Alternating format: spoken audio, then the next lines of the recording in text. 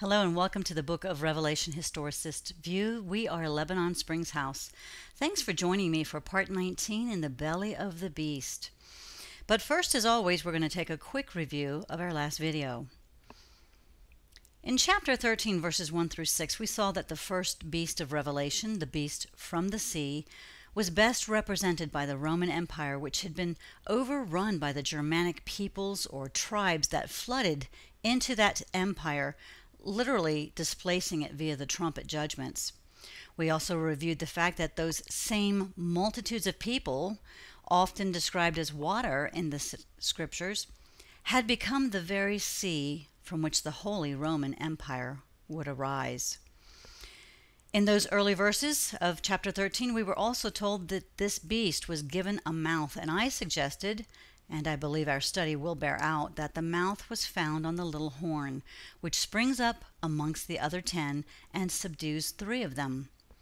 Now, it's Daniel who gives these details, and it's not my intent to lay all of that history out here, but I encourage you to go to the Historicist commentaries on Daniel to see the possible fulfillment of those 3 kings that the little horn uprooted.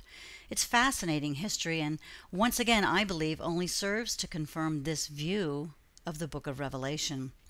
But suffice it to say now that when the Holy Roman Empire arose in the annals of history, it quickly absorbed 3 of the smaller kingdoms that had formed in the place of that Roman Empire, both in space and in authority. Truly, the history is undeniable.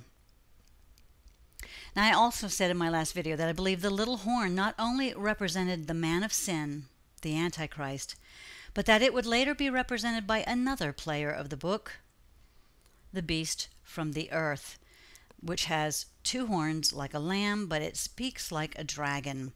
And we're going to be covering those details in the very near future. We saw next that this mouth is going to blaspheme the name of God. This will really zero in on his character and authority. Then it's going to blaspheme the tabernacle, and that's quite possibly, as we discussed, the body of our Lord Jesus Christ, because the Gospel of John tells us that Messiah tabernacled amongst us, right? The Word became flesh and tabernacled amongst us by putting on flesh, or a covering, as it were.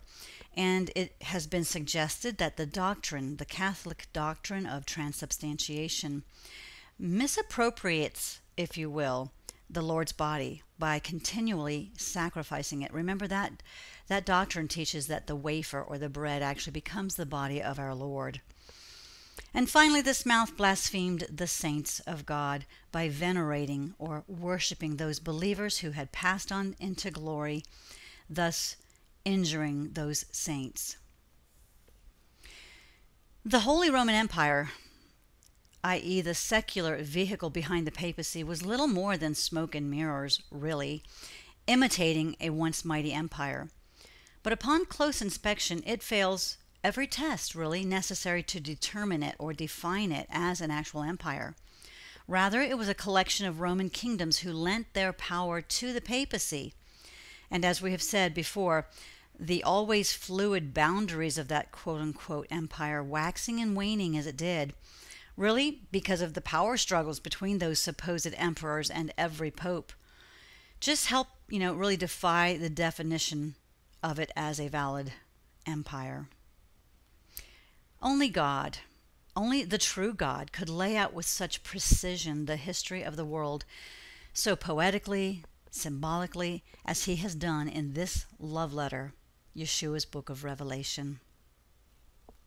Before we really jump in, I want to take a quick 30,000-foot view of chapter 13 and how I'm covering it. I don't want there to be any misconception. We're going slow here, hence hopefully smaller bites. I want to stress the fact that this is a parenthetical chapter, and it will indeed, in its entirety, cover the same 42 months of the beast kingdom that we have looked at before. We're replaying it over and over, if you will. First, we looked at it from the 2 witnesses' perspective as they are being persecuted. And now we're covering the same 42 months from the perspective of the persecutors. The real action won't pick up again until the first bowl judgment. So let's do that now. In the last video, we covered the first 6 verses of chapter 13, a sea monster rises. And today we're going to look at the next 4 verses. And this is all about the war waged. But this time, again, it's from the perspective of the beast. In the 3rd video in this series within a series, we're going to discuss the nature of this beast. That is the second beast of the book of Revelation. Remember, this view purports that he is the man of sin behind the curtain of iron. Part 21, Beastly Lies. This is where we're going to disclose the lying signs and wonders this second beast performed. Now, if you're not familiar with the purported miracles propped up by the papacy, you, as I was, are probably going to be thoroughly shocked at how fitting Messiah's remarks were in Matthew chapter 24, verse 24, concerning the possibility of deceiving the elect. You don't want to miss this video.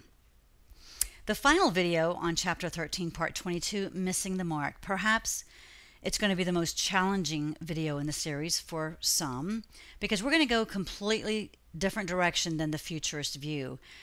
Dare I say the standard historicist view. I think, however, it's probably also the most important section in the entire book. I have particularly spoken about this book as primarily a book about salvation, and that should wet your whistle to stay with us. Now notice that all 5 of these videos cover chapter 13, and hence they're going to all cover the same 42-month period. Notice also that the first 2 specifically regard the beast from the sea, which we have said to have been the Holy Roman Empire. The final 3 videos on this chapter are going to focus on the beast from the earth. Again, I just want to cement in your mind that as far as the dates regarding the information in these next several videos, they're going to correlate with those possible dates that we spoke of in the last video, ranging anywhere from the 3rd century to the early 19th century, where there was plenty of time and plenty of material for this kingdom to arise and wreak its havoc. And now we're ready to embark on part 19 in the belly of the beast, more specifically verses 7 through 10, which talk about the war waged by this beast, particularly instituted by both popes and emperors, and leading to what has become known as the awful Inquisitions, rooted in the elusive question regarding what is heresy. And beginning with verse 7, we read, "And it was given unto him to make war with the saints, and to overcome them, and power was given him over all kindreds and tongues and nations." Well, let's begin with some definition. War, we see, is polemos, and it's just a battle, a fight, or war. But if you remember when we looked at chapter 11 on the 2 witnesses, we covered the fact that this would not be conventional warfare, although there will be plenty of political intrigue and resistance in many quarters of the empire. But rather, this is going to be a campaign carried out with ruthless precision. And the fact that these saints will be overcome by this beast, conveyed in the idea of Nikeo, that is to conquer or to get the victory. This is really driven home when we realize this is the same word related to the word that Yeshua used in chapter 2 of this book when he says the Nicolaitans. Remember, Messiah commended the church at Ephesus for hating the Nicolaitans as he does. And then he scolded the church at Pergamum because they had those who held to the doctrine of the Nicolaitans. So how do we know this word is related? Well, because it is a combination of Nikeo and Laos. Nikeo, again, being conquer, and Laos being the people. Nicolaitans, thus suggesting those who lord over God's people. Yeshua is letting us know early on in this book of Revelation that this thing he hates so much already existed during the time of the early church. In Matthew chapter 20, he said, "Not so in my kingdom. He who wants to be the greatest shall be the least." And it's an undisputed fact, really, that this beast waged war on the saints of God, and he did so by usurping the authority that belonged to God and holding it over the heads of the people, so to speak. Next, turning to kindreds, we see the Greek word phule, meaning offshoot, race, or clan. You get the idea of a large number of people. And glossa, meaning tongues, or literally that's languages. And then we see ethnos, meaning foreigner. This is really the Greek version of the Hebrew word goyim, meaning Gentile or heathen, referencing the pagan. Now in verse 8 we read, "And all that dwell upon the earth shall worship him, whose names are not written in the book of life of the Lamb slain from the foundation of the world." Now this begs the question, how is it possible that everyone who dwells upon earth is going to worship or did worship this beast? I mean, people with a futurist view, they haven't seen this happen yet. They believe it's coming. And certainly today, the idea of global would encompass a monumental idea. But let's not forget that as John is transcribing Jesus' revelation, he lived in the then, quote unquote, whole known world.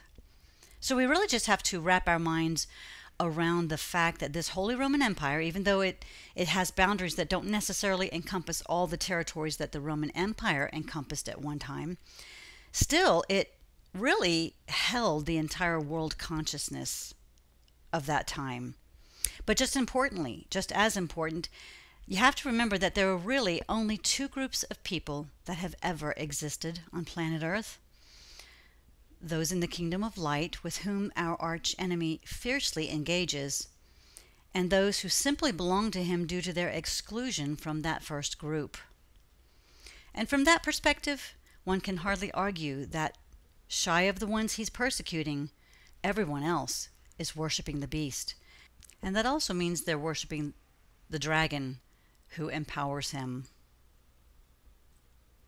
Moving on to verse 9, it tells us, "If any man has an ear, let him hear." And where this may seem to be in no need of an explanation, compellingtruth.org resounds with a good deal of volume on this point. They tell us the phrase "ears to hear" is used throughout the Bible, starting with Deuteronomy 29, verse 4, where Moses was rebuking rebellious Israelites by saying, "But to this day Yahweh has not given you a heart to understand, or eyes to see, or ears to hear." He was not referring to physical hearing, but to those who may hear the commands of the Lord, but who lacked comprehension and desire to act upon those words. Those who do not have ears to hear, they say, are spiritually dead and cannot obey God until they first respond to his work in their hearts. So we see here complete harmony with John chapter 3:16. Yahweh's voice goes out to the whole world. But out of those two groups of people just delineated, only one of them will hear Messiah's next words.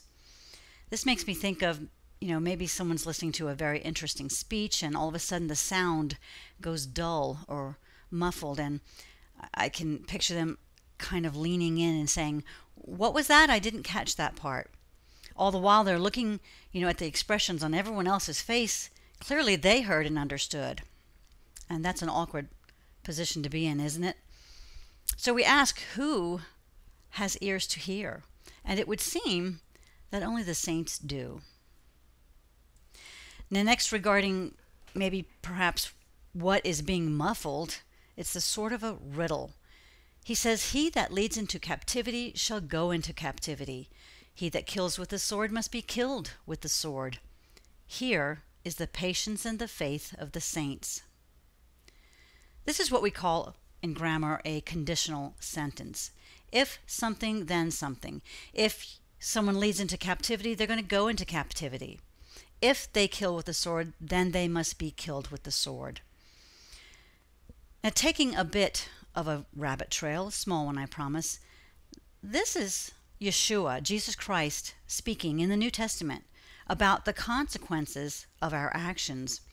Not only is this not shocking in the sense that this gentle Jesus would affirm disciplinary actions, but it undergirds principles that he himself laid down in the Torah or the Old Testament scriptures. If you sow something, you're going to reap it. Let's just look at a few of those verses.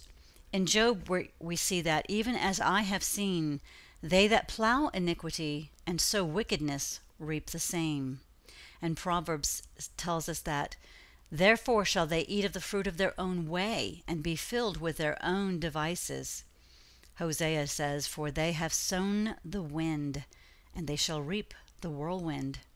And finally in 2 Corinthians, but this I say, he that sows sparingly shall reap also sparingly, and he who sows bountifully shall reap also bountifully. Clearly the lesson learned is sow good things so that you will reap good things. And maybe if I were going to paraphrase Jesus, what goes around comes around eventually. And finally, Yeshua tells us that here is the faith, the patience and the faith of the saints. In other words, this is how they're going to endure the war, and this is how they're not going to lose their faith, by simply knowing ahead of time that not only is this beast going down, but he's going to go down by sword and captivity. And of course, these are going to be carried out by the bowl judgments, as we have discussed in a previous video. Arriving at the interpretation portion of today's video, according to the historicist view, these verses encompass the war that the papacy waged on Bible-believing Christians during the Middle Ages, and it was their attempt to make the problematic Christians disappear. And they did it because they had the power and authority of the entire earth, remember? But this war took place both through tribunals before popes and kings, as well as what I like to call tent meeting inquisitions. Now, we're all fairly familiar with the idea of old-time tent revival meetings, where the gospel of Jesus Christ is preached because traveling circuit riders would arrive in a town or village and present the good news to people. Often they would announce their arrival ahead of time because they want the townspeople to be ready and prepared, and this gave them opportunity to maybe contemplate what was coming. And this could take, days or even weeks, depending upon the size of the population. Now, if you Google the origin of such camp or tent revival meetings, you'll find that it's probably Protestant from the 18th or 19th century. But I wonder at the similarities with what I'm calling Inquisition tent meetings, because there an almost exact event took place. First, a decidedly larger population was chosen based upon the assumption the greater the number of people, the greater number of heretics. Then it would be announced that the inquisitor was coming in hopes of persuading sinners to repent beforehand, which, was a very successful tactic because it elicited so many emotions, not the least of which was fear and guilt. Now, I think we're going to find out today that this was not a quest for the truth so much as it was a quest to thwart any resistance to papal or kingly authority. The inquisitors were not your friends. They were not mediators trying to get to the truth. They were there for confessions. And if you confessed, then they would show some mercy. However, if no confession came, torture followed in an attempt to receive a confession. And when it came, and it would inevitably come, the punishment was most often death by fire. I'm going to begin the evidence, if you will, with excerpts straight from the horse's mouth. The Catholic Encyclopedia from newadvent.org, in their article entitled The Inquisition of the Middle Ages, though they begin their article with a clear and demonstrative opposition to the works of darkness, they actually build a case against themselves, which leaves little doubt as to the thought processes behind the prosecutors' and persecutors' actions. They tell us though the apostles were deeply imbued with the conviction that they must transmit the deposit of faith to posterity undefiled, and that any teaching at variance with their own, even if proclaimed by an angel of heaven, would be a culpable offense. Yet St. Paul did not, in the case of the heretics Alexander and Hymenaeus, go back to the old covenant penalties of death or scourging, but deemed exclusion from the communion of the church sufficient. In fact, to the Christians of the first 3 centuries, it could scarcely have occurred to assume any other attitude towards those who erred in faith in the matters of faith. At the close of the 4th century and during the 5th, other heresies were in view. Though they were found guilty of abominable teachings and misdeeds, the Church refused to invoke the civil power against them. The writer goes on to say that they learned that the heretics themselves were the first to appeal to the civil power for protection against the Church. And it continues to explain that those people who appealed to that power, well, they didn't fare so well. Quote, state intervention not answering to their wishes and showing violent excesses, many then complained bitterly of administrative cruelty, unquote. Now, this is probably what led Saint Optatus of Mileve to defend that civil authority by saying, quote, but you say the state cannot punish in the name of God. Yet was it not in the name of God that Moses and Phinehas consigned to death the worshippers of the golden calf and those who despised the true religion? This was the first time that a Catholic bishop championed a decisive cooperation of the state in religious questions and its right to inflict death on heretics. During the first 3 decades of the 13th century, the Inquisition as the institution did not exist. But eventually, Christian Europe was so endangered by heresy, and penal legislation concerning Catharism had only gone so far, that the Inquisition seemed to be a political necessity. That these sects were a menace to Christian society had been long recognized by the Byzantine rulers, the author says. As early as the 10th century, Empress Theodora, that would be Justinian's wife, had put to death a multitude of Paulicians, and in 1118, Empress Alexis Comnenus treated the Bogomili with equal severity. But this, he says, did not prevent them from pouring over all Western Europe. Let's think about what he is saying here. This website, or at least the author of this article, is progressing from first defending the early disciples and church's beliefs that if you erred in faith, you were simply put out of fellowship. I would submit that's a New Testament teaching without a doubt. Now, however, this writer is slipping into making the case for persecution. Why?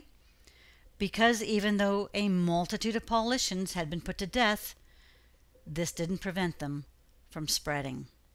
Who is them? The heretics, or those considered heretics. This author is definitely building a case that we had to send a stronger message. He continues in this attitude. Moreover, these sects were in the highest degree aggressive, hostile to Christianity itself, to the Mass, the sacraments, the ecclesiastical hierarchy and organization. He says they were hostile also to feudal government by their attitude towards oaths, which they declared under no circumstances allowable. Now it seems almost natural that this author, presumably speaking for the Church of the Middle Ages, would want, and of necessity need, to defend the Mass and the sacraments and even the hierarchy of his church. However, as we saw just a moment ago with St. Optatus, he now seems to be defending any action that civil authorities might take. Because, of course, people who won't swear oaths must be a hazard to tyrannical governing bodies.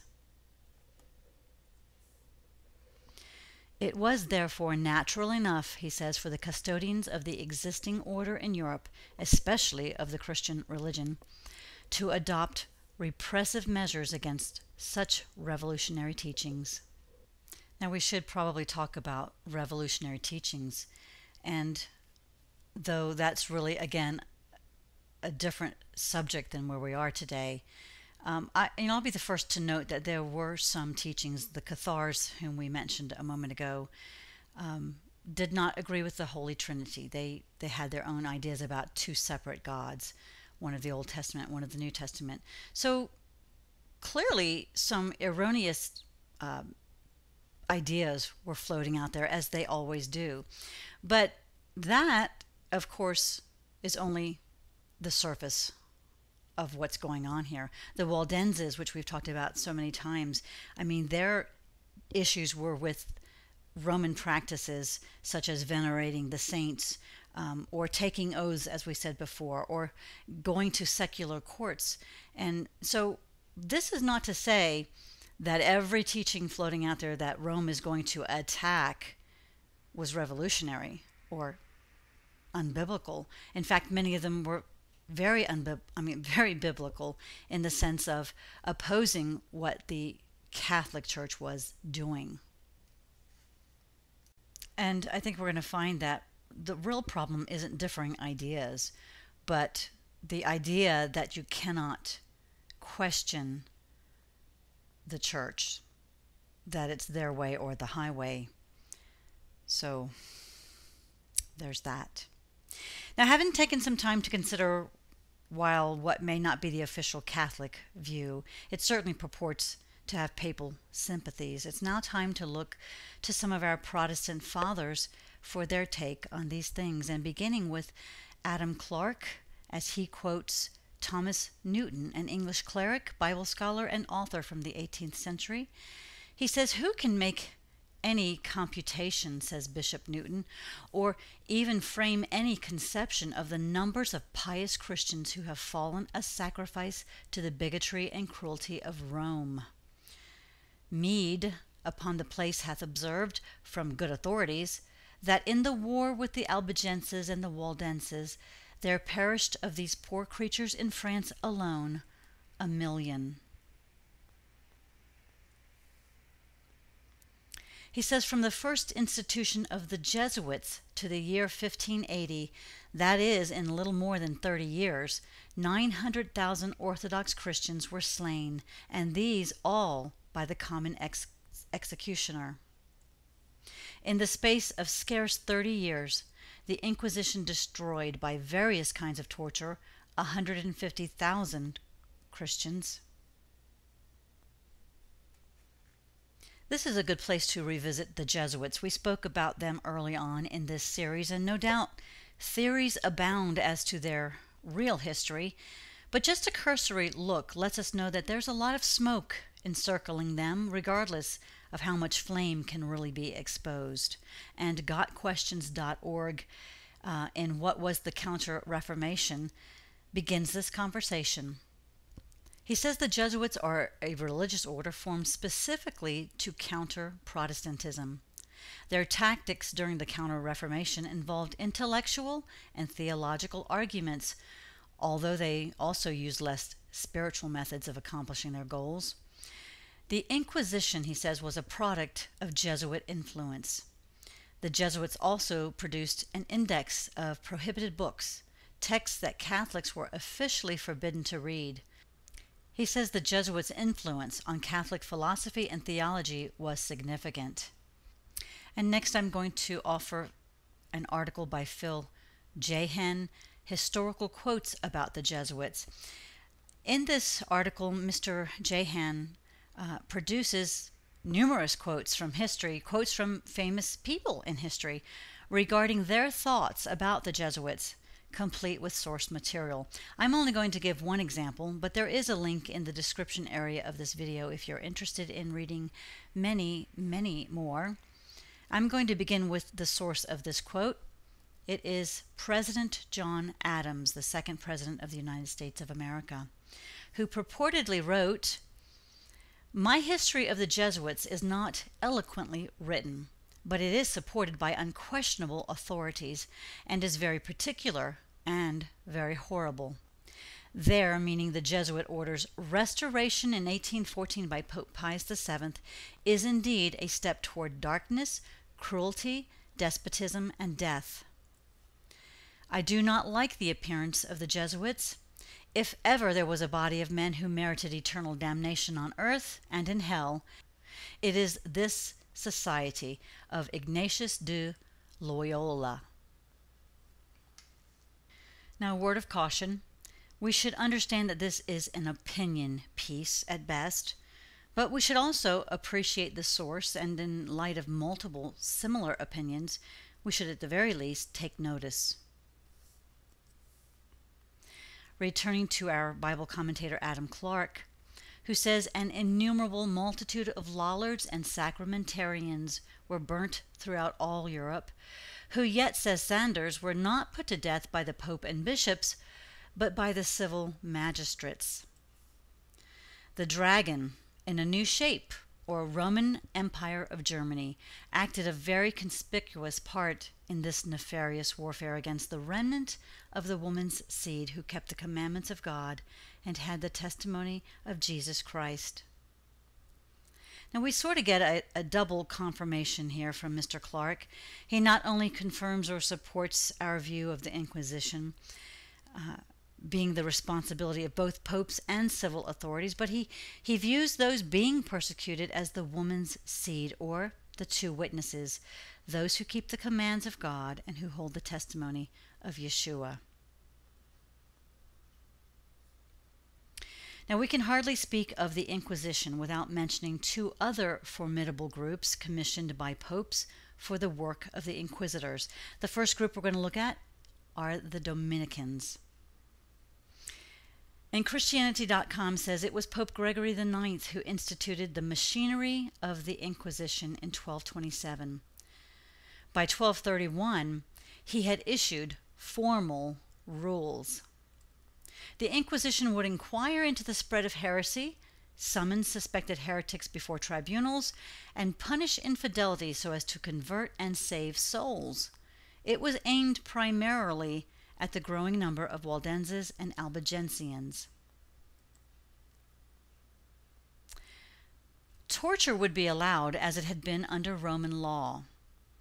As his inquisitor in France, Gregory appointed the brutal Robert Le Bougre, former heretic, who performed so many atrocities that he was finally recalled and imprisoned himself. Then, by papal bull, Gregory placed the operation of the Inquisition into the hands of the Dominicans. Now, a quick history on Dominic, the founder of this order. He was a Spanish priest, saint, and mystic. We've seen that word before, who had made a point of winning heretics by the force of his holy life and persuasive teaching. The methods employed by his order, however, were not so gentle. They included torture and execution, usually by burning. Although the instructions for interrogation limited the use of torture, the tendency was to exceed them. Nonetheless, the good name of the Dominicans was forever stained by their participation in this cruel activity. Before long, the order became popularly known as Domini Canis, Latin for God's hounds. So let's move on to that second group, the Franciscans. About 1231, Gregory IX appointed the Franciscans along with the Dominicans as inquisitors. The Franciscans had been involved in anti-heretical activities from the beginning simply by preaching and acting as living examples of the gospel life. As official inquisitors, they were authorized to use torture to extract confessions, as approved by Pope Innocent IV in 1252. They were involved in the torture and trials of heretics and witches throughout the Middle Ages and wrote their own manuals to guide inquisitors. Now, this sounds fairly familiar today, unfortunately. This doesn't seem to be, or these don't seem to be acts of passion, but rather methodical and planned campaigns. When you can open a manual on how to torture in order to obtain confessions, clearly you have gone further than simply trying to confront an issue that is recurring. And History.com is going to tell us a little bit more about the actual job of the inquisitor. They say, the Inquisition was a powerful office set up within the Catholic Church to root out and punish heresy throughout Europe and the Americas. Continuing for hundreds of years, it was infamous for the severity of its tortures and persecutions of Jews and Muslims. Its worst manifestation, the Spanish Inquisition, was a dominant force for more than 200 years.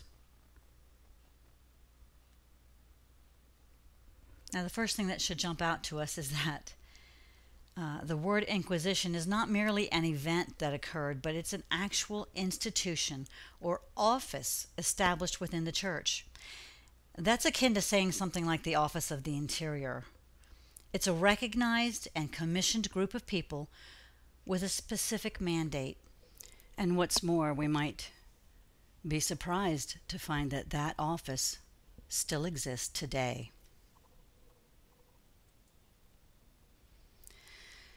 Now, History.com tells us that the inquisitors would arrive in a town and announce their presence, giving citizens a chance to admit to heresy. Those who confessed received a punishment ranging anywhere from a pilgrimage to a whipping. Those accused of heresy were forced to testify, and if the heretic did not confess, then torture and execution were inescapable. Heretics weren't allowed to face accusers, they received no counsel, and they were often victims of false accusations. Now, 7 and 8 also tell us that the entire world is worshipped or worships this beast, to which Mr. Barnes says the fact that so large a portion of the kingdoms of the earth was under the influence of the papacy and sustained it, and the claim which it set up to universal dominion, and to the right of deposing kings and giving away kingdoms, he says corresponds entirely with the language used here. Now, this is fairly an important point. Remember, those with a futurist mindset are looking for someone to take over the whole world today, right? And that would have to encompass a lot of people and a lot of power. And while I'm not saying that that isn't possible today, indeed there are nations and factions trying to do that very thing, I'm saying we have to remember that according to the historicist view, at the time John receives the revelation from Yeshua, the world was already quickly becoming global, with one revived head, the Holy Roman Empire, manipulated by its puppeteer, the papacy.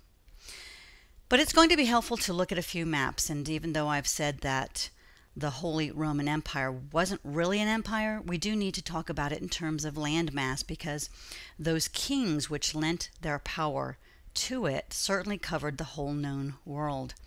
And this map shows the Holy Roman Empire around 800 of the Common Era. This would be when Charlemagne was actually crowned the first emperor of the Holy Roman Empire. And it will also be advantageous to quickly cover that history. Charlemagne was a Frankish king who, having danced a few rounds with the Pope regarding who had more authority over his people, was somewhat outsmarted by Pope Leo III at St. Peter's Basilica one Christmas morning in 800 AD. He had kneeled in reverence at the altar, as the story goes, and Leo, whether premeditated or not, I cannot say, made use of his low estate and put a crown upon Charlemagne's head.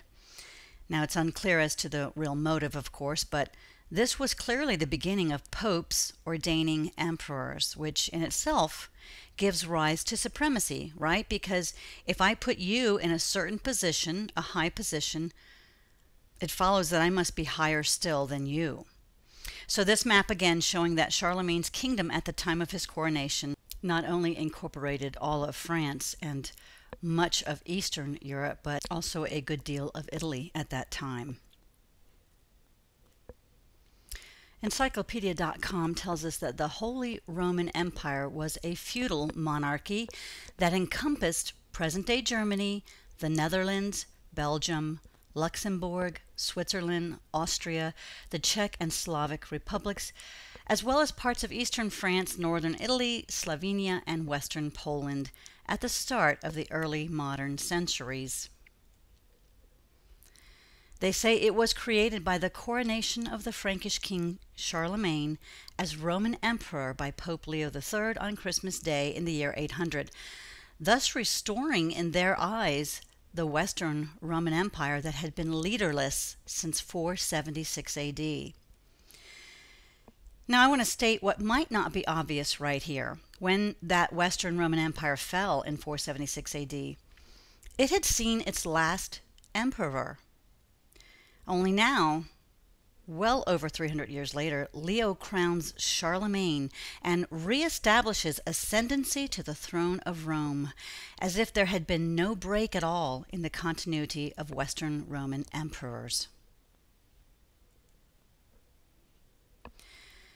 In 1512, the name Holy Roman Empire of the German Nation became the official title of the empire, which spanned Central Europe between the Kingdom of France to the west and Hungary and Poland to the east, the Baltic and North Seas, and the Danish Kingdom to the north, and it reached all the way to the Alps in the south.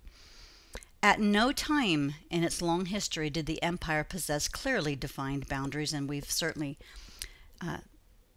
spoken of that before. And let's just mention right here that strictly not having defined boundaries isn't the proof text that this was not an empire. Large empires did have waxing and waning boundaries because they would, either take more land to themselves or maybe lose parts of it in different skirmishes. But really the fact that which it does not preside over, technically speaking, and yet still the king or the prince or the emperor of said nation or country, yielding to the papacy. It's really, what should be coming into focus is the marriage here between church and state. And we've spoken of this before with Emperor Justinian, and that being quite a possible marker for the beginning of this 42 months, because clearly that is what was happening, and that is obviously going to be the great experiment in the coming centuries, from certainly the standpoint of our study today, when the Americas break loose with this bedrock of separation of church and state. And again, without opening that can of worms here, I just want to say that the foundation of the state being able to run your spiritual life, or the church, your spiritual life, then telling you what you can think and believe, that is the conundrum, right? That is the cauldron from which all of this arose. And so I assert again, for those who may think that the United States, that America is that second beast, I say America was, for sure, that wilderness where the woman, believers in the Word of God, believers in the God of the Bible, sought and found relief from this beast. Okay, I now have crossed over into rambling, so now let's just look at this map from the 13th century showing the Holy Roman Empire at its greatest extent. And this is actually superimposed, as it says there, on the modern state borders. But we get the idea that it has changed, but let's not confuse, again, fluid boundaries with somehow less control or weaker control. This beast absolutely controlled, like a puppeteer, the various kings and princes of almost the entire European continent. He doesn't need land as much as he needs people to control. No, it is not global in the sense of what you and I have come to expect from, hopefully now, our brief encounter with the futurist view. But it was global in the sense that everyone on the map before us was either directly or indirectly controlled by the second beast, which led to the worship of the first beast. Exactly as the scriptures detail. And again, as the verses in Revelation speak of, the two groups of people in the world, then and now, and those are the saints and the sinners. So I'm going to double down on you're either fighting this beast, well, actually, he's fighting you, or you're worshiping him.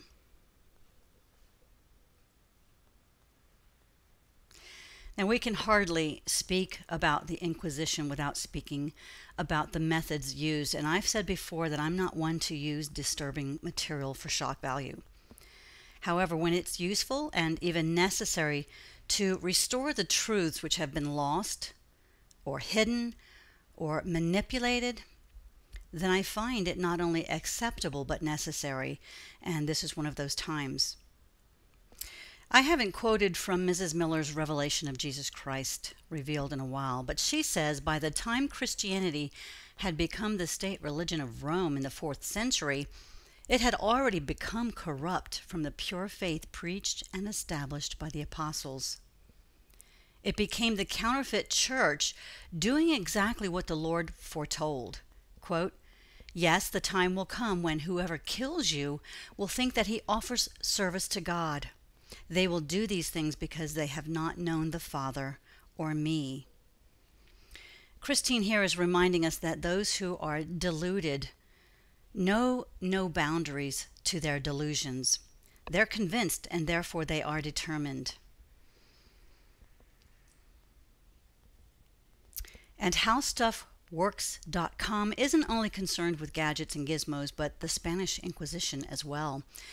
They tell us that torture was used only to get a confession and wasn't meant to actually punish the accused heretic for his crimes. Some inquisitors used starvation or forced the accused to consume and hold vast quantities of water or other fluids, or heaped burning coals on parts of their bodies. But these methods didn't always work fast enough for their liking. They tell us strappado is a form of torture that began with the medieval Inquisition. In one version, the hands of the accused were tied behind his back and the rope looped over a brace in the ceiling of the chamber or attached to a pulley. Then the subject was raised until he was hanging from his arms.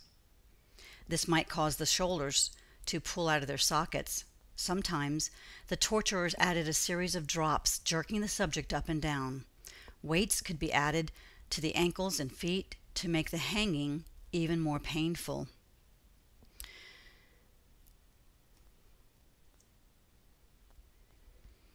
The rack was another well-known torture method associated with Inquisition. The subject had his hands and feet tied or chained to rollers at one or both ends of a wooden or metal frame. The torturer turned the rollers with a handle which pulled the chains or ropes in increments and stretched the subject's joints, often until they dislocated. If the torturer continued turning the rollers, the accused's arms and legs could be torn off. Often, simply seeing someone else being tortured on the rack was enough to make another person confess. We're going to see that they actually built or outfitted large rooms for multiple procedures because, again, if you're not pressed beyond your own strength, hearing or seeing others break often compounded the effects of the various tortures.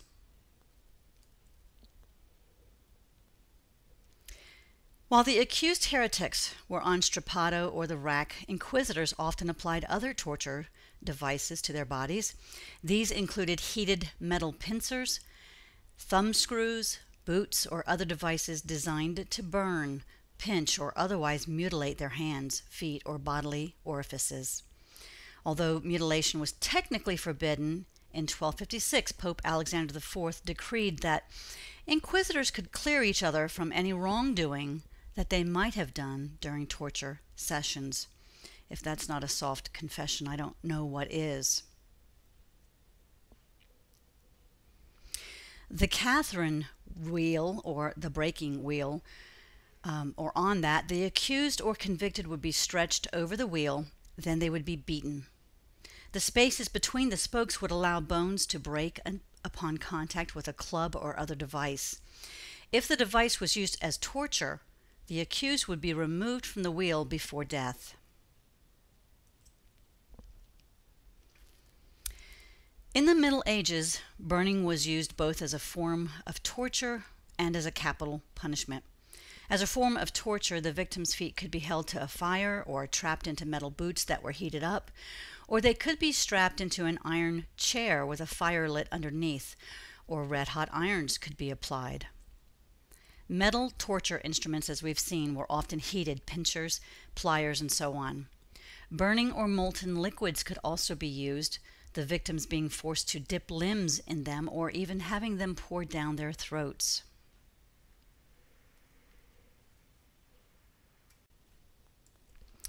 Now, someone somewhere may be asking the question, shouldn't we leave well enough alone and maybe let bygones be bygones?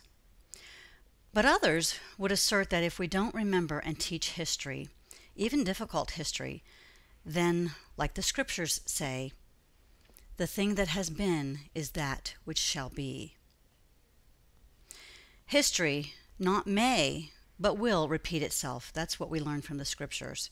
And so we should tread very lightly today when we defend burning down or destroying history, right? Because it's not going to change history, but it will change the future, and not always for the good. And since we began today's study with definition from the horse's mouth, so to speak, and I don't mean to be disrespectful, but I mean straight from the source, I think it's apropos that we put that question to that horse. The Vatican looks back at the Inquisition was a piece by CBSnews.com done in 2004. They tell us torture, burning at the stake, and other punishment for the faithful condemned as witches or heretics by church tribunals during the Inquisition was not as widespread as commonly believed, the Vatican said Tuesday. Pope John Paul II praised the research, recalling that in 2000 the Church asked pardon for, quote, errors committed in the service of the truth through recourse to non-evangelical methods. In the opinion of the public, the image of the Inquisition represents almost the symbol of scandal, the pontiff wrote in a letter about the research. To what degree is this image faithful to reality? He next asked. It's helpful to know at this point that the overall interpretation of the Inquisition by this author is that it wasn't quite as bad as history has made it out to be. And haven't we heard that before? The article continues. Before seeking pardon, it is necessary to have a precise knowledge of the facts, John Paul wrote in his letter, expressing strong appreciation for the research. He said his 2000 prayer for pardon, quote, was valid both for the dramas tied to the Inquisition as well as for the wounds of memory that are the consequence of it. I think what's pretty clear here is that the research was appreciated because of its overall view of the Inquisition not being as bad as it could have been. And I cannot speak for anyone other than, the research that I find. And I just find it telling, or certainly expected to respond in such a way. Next, this interviewer, if you will, is going to talk to a Waldensian pastor there in Rome, and his reply was, quote, if there are many or few cases, it doesn't matter. What's important is you don't say, I am right and you are wrong and I burn you, said Thomas Nofke, a Waldensian pastor in Rome, where a Waldensian preacher was hanged and then burned in 1560. John Paul said, theologians should keep in mind, quote, the dominant mentality in a determined era. In other words, keep in mind the context and what was going on. Yes, sir, we are. The Dark Ages, the Beast Kingdom. And that was the mentality. And regardless of whether it has, for the most part, passed or not, it's important to know this history. And that's what this book of Revelation, of course, is all about. From Yeshua's standpoint, here's what's coming, and now you and I are looking at here's what's been, because well, myths and monsters abound still.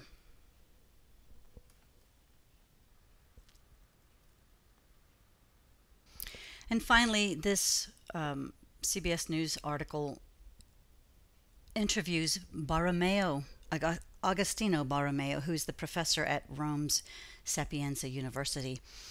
Borromeo denied the Vatican was playing down the wrongs of the Inquisition. He says, "I don't want to say that the Inquisition was an ethical institution," he told Associated Press Television News. "It doesn't change the nature of the problem. People were tried for their religious beliefs. But," he says, "for historians, numbers have a significance." Again, I can't help but suspect this downplaying of the history of the Inquisitions. But regardless, I can thoroughly agree with Thomas Nofke when he said, whether there were few or many cases is not the importance. What is important is that you don't say, "I'm right and you're wrong and I burn you." Really, to argue anything else should be suspect. History.com tells us the last person to be executed by the Inquisition was Cayetano Ripoll, a Spanish schoolmaster hanged for heresy in 1826. They further tell us that the supreme sacred congregation of the Roman and Universal Inquisition still exists today, though changed in name a couple of times. It is currently called the Congregation for the Doctrine of the Faith. Really, understand what's being told us. The official office within the Roman Catholic Church, heretofore known as the Inquisition, is still in existence, but the name has been changed, perhaps to protect the guilty. Verses 9 through 10 gave us that riddle about having ears to hear and the sowing and reaping of both sword and captivity. Now, I have said this beast is going down by sword and captivity, but we're not going to see that happen until the 7 bowls are poured out in chapter 17. In fact, the first half of those bowls will bring about the sword through Napoleonic wars that are going to ravage the entire continent of Europe. The second half of those bowl judgments will see the very specific fulfilling of these verses, as the papacy will be not once but twice a prisoner within the Vatican itself. You just cannot make this stuff up, but we have a loving Heavenly Father who is wise and who shares what he's doing with his friends. And that is exactly how we should be viewing this book of Revelation. And now we want to just do a quick summary of the entire chapter so far. And it reveals that the beast of the sea is the Holy Roman Empire, which arose out of the nations that had conquered that Roman Empire. And the war that he waged against the saints was held via edicts, persecution, torture, and, dare I say, murder during the Inquisitions. We also see that this beast is going to reap what he sows. But that's not going to happen until the 7 bowl judgments in chapter 17. Okay, before I leave you completely, I want to give you a gift. My beloved husband surprised me last night with a movie, but he wouldn't tell me what it was. Only that we were going to watch something he liked this time. To my great joy, it was the 2003 version of Luther. Now, if anyone needs a visual to help see these beasts in their mind, the beast of the secular civil power, the Holy Roman Empire, and maybe just a glimpse of the beast of the earth, the papacy, this is a great one to cut your Revelation teeth on. I highly recommend it. Now, don't treat it like scripture, but the history was spot on for the most part.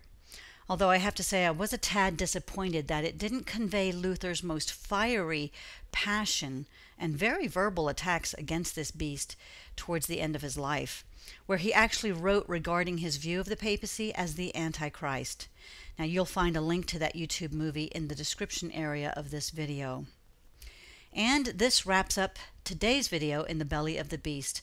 I pray that it has been enlightening and reforming and mostly reassuring, because that's why our Lord told us everything that was going to happen beforehand, not so that we would be anxious, but so that we could be blessed. And I certainly hope that that is what it has been for you. Well, next time on the Book of Revelation, Historicist View, Part 20, that's a whole other beast. We're going to focus in on chapter 13, verses 11 through 13, and verse 15. Verse 14 is going to get its very own video about the lying signs and wonders of this beast. First, we have to ask the question, who is the man of sin behind the curtain? And we're going to discover that the man of sin, the little horn, and the antichrist are all rolled up in the beast from the earth. We are finally going to look this guy squarely in the eyes, because truth matters, but only if you declare it. I hope that you can join me. But until then, stay well, keep studying, and shalom.